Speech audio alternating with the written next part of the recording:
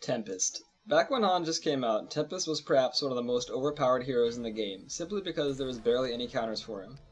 Nowadays, Tempest is a hero that you can counter fairly easily. Still, all things considered, he's still an extremely powerful ganking and initiator hero. Before I talk about Tempest himself, I should probably talk about when you should even think about picking him.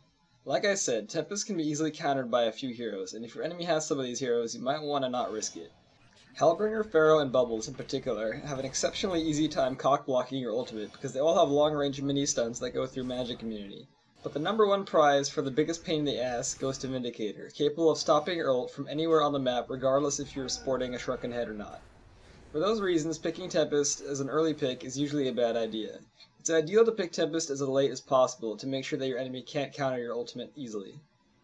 Now to talk about Tempest. A lot of people consider Tempest to be a walking ultimate, kind of like Keeper of the Forest. If you see my Keeper of the Forest guide, you'll know that I don't like this kind of one-trick pony philosophy. Although it's true that Tempest's strongest spell is his ultimate, he is by no means a walking ultimate and shouldn't be treated as such.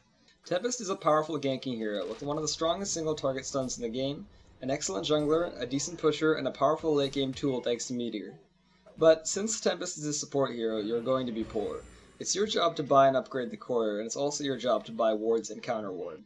Early on, it's tempting to buy a Ring of the Teacher, but since you're going to have to buy a courier, you won't be able to afford this. Most people tend towards buying a courier and mana potions. Some people even one-shot upgrade the courier at level 1 and then go jungling with 4 mana potions. Jungling with Tempest is easy, but you shouldn't just let yourself go. At rank 1, your elementals are very fragile, and since Glacial Blasts have the priority in skill points, you're going to have to get used to it. You can jungle in either your forest or theirs. Both have their pros and cons. Enemies might ward up your forest because they think that you're going to be jungling there, but jungling in their forest can be a little bit more dangerous sometimes. Still, I usually end up jungling in the enemy forest. When using elemental to jungle, cast it on the biggest HP creep in the group. Always micro the elemental that is taking damage out. Once your elementals have attacked 6 times, they will not only duplicate themselves, but also heal themselves to full. For this reason, it's extremely important that you try to keep all 3 of your original elementals alive by microing them until they replicate. When using mana potions, try to always have them popped while fighting so that you don't waste time waiting for your mana to regenerate.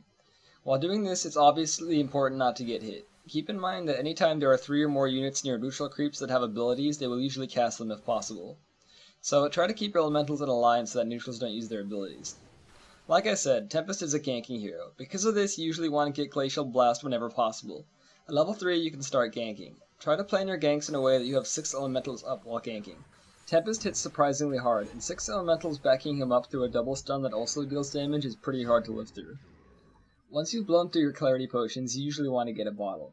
Even though you might not be able to get tablets because your ally in mid might want them, Tempest needs mana and health regen early, and since you probably bought a flying courier at level 1, you can use the courier to ferry your bottle back and forth to jungle and base.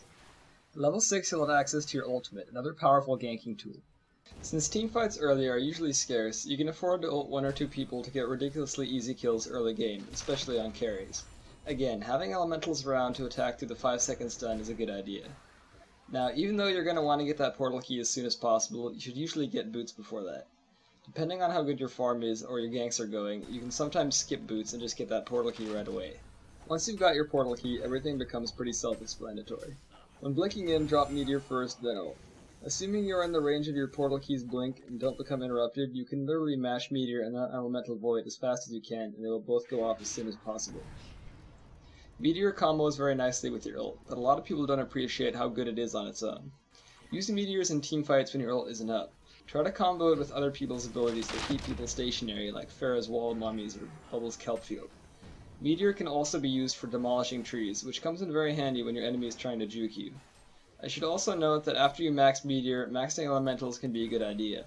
Even though you're not going to be jungling much anymore, the rank 4 elementals are also good for pushing.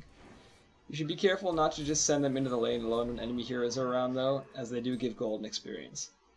Late game in realistically challenging games, Tempest won't be getting that many items, since you will be spending a lot of money on wards and won't be getting a lot of kills. Still, if you're having a particularly good farm, Shrunken Head and Refresher Orb are good luxury items for your ult, but really, you can pick up any caster support items that you could possibly want. Boots-wise, all you really need is boots. If the game goes on long enough, though, you're welcome to get post-haste.